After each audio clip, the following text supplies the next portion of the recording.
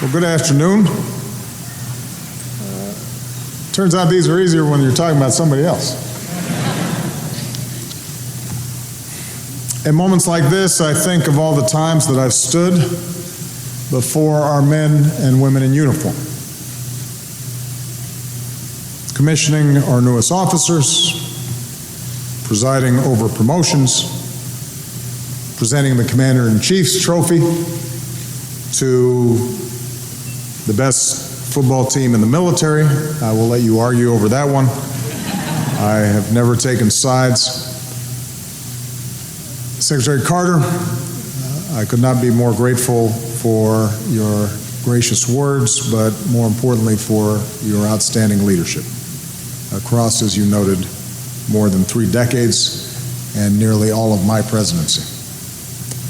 You have always given me, Ash, your best strategic counsel. You've made sure that we were investing in innovation for the long term and a strong force for the future. As a physicist, Ash is also one of the few people who actually understands how our defense systems work. And I know that our troops and their families are immensely grateful for the compassion that you and Stephanie have shown them over the years. So to you and your family, on behalf of all of us, thank you for your outstanding service.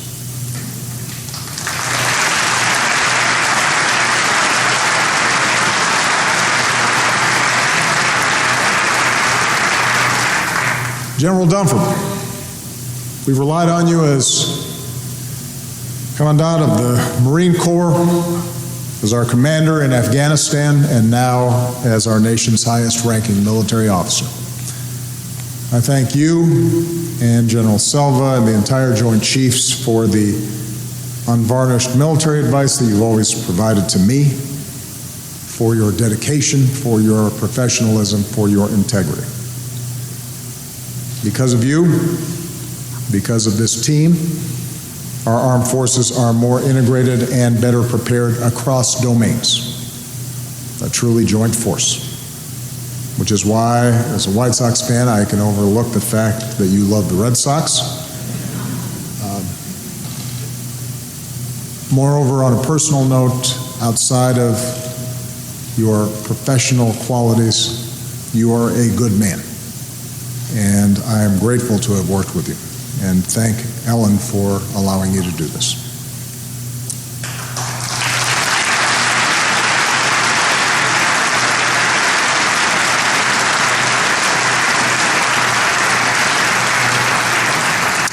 To members of Congress, Vice President Biden, who along with Jill has known the love and the pride and the sacrifice of a military family.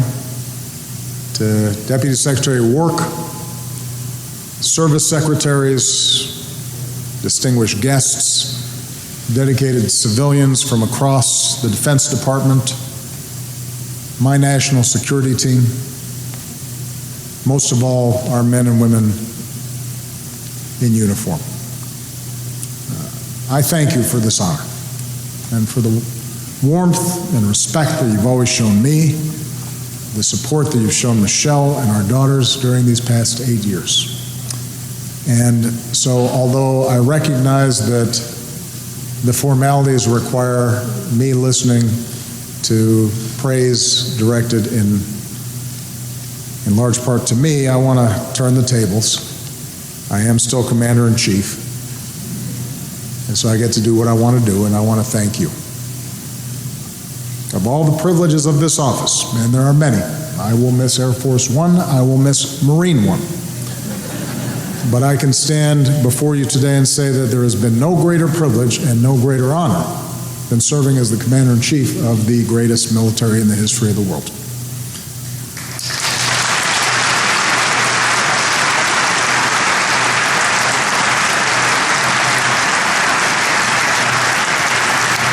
When I took office, I noted that presidents, and those of you in uniform, swear a similar oath to protect and defend this country and the Constitution that we cherish. By stepping forward and volunteering, By raising your right hand and taking that oath, each of you made a solemn pledge. You committed yourself to a life of service and of sacrifice. And I, in turn, made a promise to you, which, to the best of my abilities, I've tried to uphold every single day since. That I would only send you into harm's way when it was absolutely necessary, with a strategy and well-defined goals, with the equipment and the support that you needed to get the job done. Because that's what you rightfully expect, and that is what you rightfully deserve. I made that pledge at a time when less than 1% of Americans wear the uniform. Fewer Americans know someone who serves. And as a result, a lot of Americans don't see the sacrifices you make on our behalf. But as Commander-in-Chief, I do. I've seen it when I look in the eyes of young cadets, knowing that my decisions could very well send them into harm's way. I've seen it when I visited the field,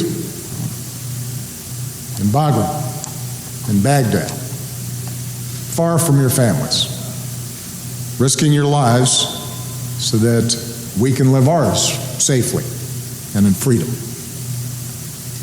And so you have inspired me, and I've been humbled by you consistently. And I want every American to know what I know. Through year after year after year of continuous military operations, you have earned your place among the greatest generations. The list of accomplishments that Joe and Ash so generously mentioned, they're because of you. It's what I tell my staff. I'm the front man. But you're the ones doing the work. Because of you, our alliances are stronger, from Europe to the Asia Pacific. Because of you, we surged in Afghanistan, trained Afghan forces to defend their country, while bringing most of our troops home. Today, our forces serve there on a more limited mission, because we must never again allow Afghanistan to be used for a safe haven in attacks against our nation. It's because of you, particularly our remarkable special forces, that the core al-Qaeda leadership that attacked us on 9/11 has been decimated. Countless terrorist leaders, including Osama bin Laden, are gone. From South Asia to Africa, we have forged partnerships to go after terrorists that threaten us. Because of you, we are leading the global coalition against ISIL. These terrorists have lost about half of their territory. They are losing their leaders. Towns and cities are being liberated, and I have no doubt this barbaric terrorist group will be destroyed because of you. You've shown that when it comes to fighting terrorism, we can be strong and we can be smart.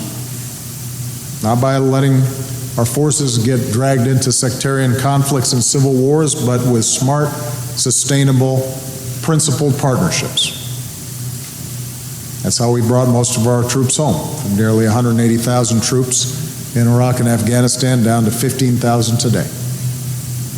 That's how, even as we've suffered terrible attacks here at home, from Boston to Orlando, no foreign terrorist organization has successfully planned and executed an attack on our homeland these past 8 years. Because of you, the world has seen the awesome reach of American armed forces. In some of the first few weeks of my job, when Somali pirates took Captain Phillips, later on when they kidnapped Jessica Buchanan, it was you that went in, and you that risked everything, and you that brought these Americans home to their families. The world has seen your compassion to help you deliver in times of crisis, from an earthquake in Haiti to the tsunami in Japan. Think of Ebola and the countless lives this armed forces saved in West Africa. It was you that set up the architecture and set the example for the world's response. One woman in West Africa said, "We thanked God first and then we thanked America second for caring about us." That's the difference you made. You continue to make in the lives of people around the world. As you know well, with service comes great sacrifice. And after 15 years of war, our wounded warriors bear the scars, both seen and unseen. In my visits to their bedsides and rehab centers, I have been in awe watching a wounded warrior grab his walker and pull himself up, and through excruciating pain take a step and then another. Or hearing troops describe how they grappled with post-traumatic stress but summoned the strength to ask for help. As a military and as a nation, we have to keep supporting our resilient and incredibly strong wounded warriors as they learn to walk and run and heal. As they find new ways to keep serving our nation, they need to know that we still need your incredible talents. You've given so much to America, and I know you have more to give. And then you have not seen the depths of true love and true patriotism until you've been to Dover. When our troops receive our fallen heroes on their final journey home. Until you have grieved with our Gold Star families who've given a piece of their heart to our nation, a son or a daughter, a father or mother, a husband or wife, a brother or a sister. Everyone a patriot. Every single one of these American families deserves the everlasting gratitude and support of our entire nation.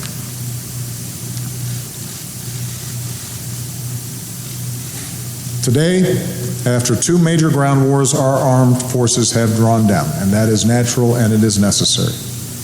And after reckless budget cuts of sequester, we need to keep improving the readiness and the training and modernizing our forces.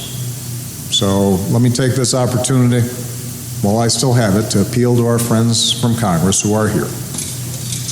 We cannot go back to sequestration. There's a responsible way forward, investing in America's strengths, our national security, and our economic security. Investing in the reform and the equipment and the support that our troops need, including the pay and the benefits and the quality of life and the education and the jobs that our troops and our veterans and all of your families deserve. But make no mistake, even with the challenges of recent years, and there have been challenges, our allies and adversaries alike understand America's military remains by far the most capable fighting force on the face of the earth. Our Army, tested by years of combat, is the best trained and best equipped land force on the planet. Our Navy is the largest and most lethal in the world, on track to surpass 300 ships.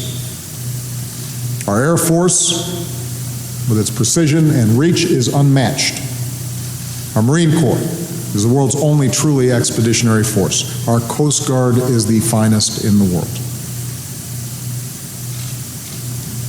And we're also the best because this military has come to welcome the talents of more of our fellow Americans. Service members can now serve the country they love without hiding who they are or who they love. All combat positions in our military are now open to women. Joe Biden and I know that women are at least as strong as men. We're stronger for it. It's one of the reasons that our military stands apart as the most respected institution in our nation by a mile. The American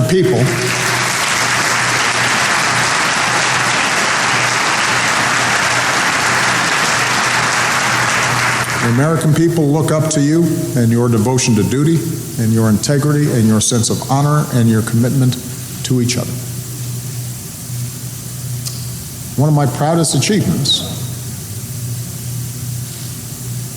is that I have been able to, I think, communicate through the constant partisan haze, along with so many others, how special this institution is.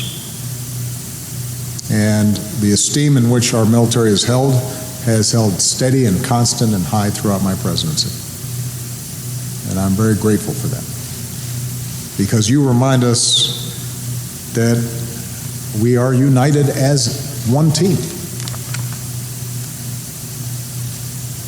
At times of division, you've shown what it means to pull together. So my days as your Commander-in-Chief are coming to an end, and as I reflect on the challenges we have faced together and on those to come, I believe that one of the greatest tasks before our armed forces is to retain the high confidence that the American people rightly place in you. This is a responsibility not simply for those of you in uniform, but for those who lead you. It's the responsibility of our entire nation. And so we are called to remember core principles. That we must never hesitate to act when necessary to defend our nation, but we must also never rush into war, because sending you into harm's way should be a last and not first resort. It should be compelled by the needs of our security and not our politics. We need to remember that we must not give in to the false illusion of isolationism, because in this dangerous time, oceans alone will not protect us, and the world still seeks and needs our leadership as the one indispensable nation. We have to remember that our military has to be prepared for the full spectrum of threats, conventional and unconventional, from 20th century style aggression to 21st century style cyber threats. And when we do go to war, we have to hold ourselves to high standards and do everything in our power to prevent the loss of innocent life, because that's what we stand for. That's what we should stand for. We have to remember that as we meet the threats of our times, we cannot sacrifice our values or our way of life. The rule of law and openness and tolerance that defines us as Americans. That is our greatest strength and makes us a beacon to the world. We cannot sacrifice the very freedoms that we're fighting for. And finally, in our democracy, the continued strength of our all-volunteer force also rests on something else. A strong bond of respect and trust between those in uniform and the citizens that you protect and defend. At a time when too few Americans truly understand the realities or sacrifices of military service. At a time when many political leaders have not served.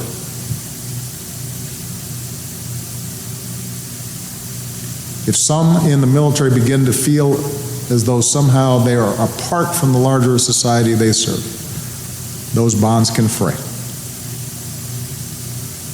As every generation learns anew, freedom is not free. And so while less than 1% of Americans may be fighting our wars, 100% of Americans can do their parts, at the very least, to support you and your families. Everybody can do something. every business, every profession, every school, every community, every state, to reach out and to give back and to let you know that we care, to help make the lives of our troops and your families just a little bit easier. Everybody can do something. And that's why Michelle and Joe Biden have mobilized more Americans to honor and support you and your families through joining forces. And that's why even after we leave the White House, Michelle and I intend to keep on looking for ways to help rally more of our fellow citizens to be there for you, just like you've always been there for us.